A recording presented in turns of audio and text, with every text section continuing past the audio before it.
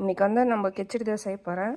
பாருங்க, கிச்சடிக்கு தேவையானது வெங்காயம் 1 கப்பு, பச்சை மிளகா ஒரு 6, இது பச்சை பட்டாணி, ஃப்ரோசன் பட்டாணி தான். இது வந்து தக்காளி 2 தக்காளி, இது வந்து காய், கேரட், இது பீன்ஸ் இல்லை, அதனால் அவரைக்காய் எடுத்துருக்கேன். இப்போ இதில் வந்து நெய் 1 ஸ்பூன் ஊற்றிருக்கேன். நெய்யில் கொஞ்சம் வறுத்து எடுத்துக்கலாம் ரவை, அப்போ தான் கொஞ்சம் நல்லாயிருக்கும் டேஸ்ட்டு. கொஞ்சம் கடலைப்பருப்பு போட்டுக்கலாம். இப்போ வெங்காயம் போட்டுக்கலாம்.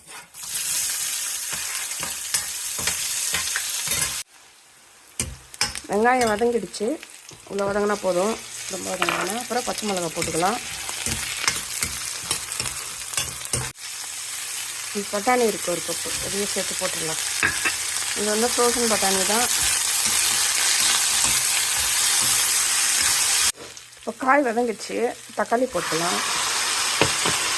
காய் ரொம்ப வதங்கணும்னு இல்லை, சும்மா லைட்டாக இருக்கும், நல்லா டேஸ்ட்டாக இருக்கும். இப்போ இது அப்படியே வதங்கட்டும், போட்டுக்கலாம்.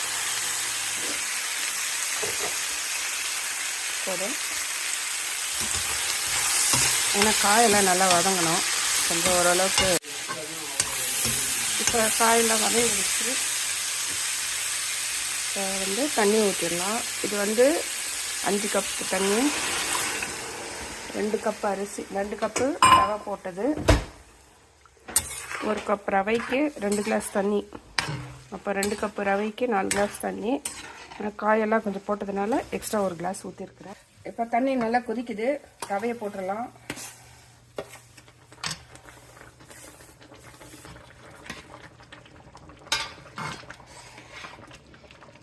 கொஞ்சம் ஸ்லோ பண்ணிக்கலாம், கொஞ்சம் கொதிக்குது இல்லை, அப்படி மேலே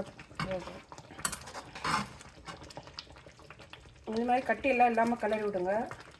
கட்டி குடிச்சுன்னா அப்புறம் அவ்வளோதான்.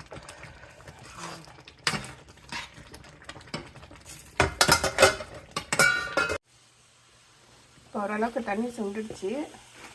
வந்து 1 ஸ்பூன் அப்படியே நெய் ஊற்றலாம். 1 ஸ்பூன் ஊற்றிக்கலாம்.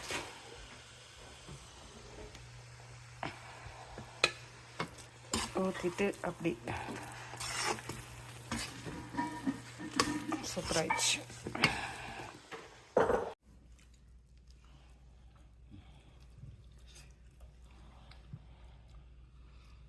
சூப்பராக இருக்குது. காரம் உப்பு எல்லாமே கரெக்டாக இருக்குங்க, செம்ம டேஸ்ட்டாக இருக்குது.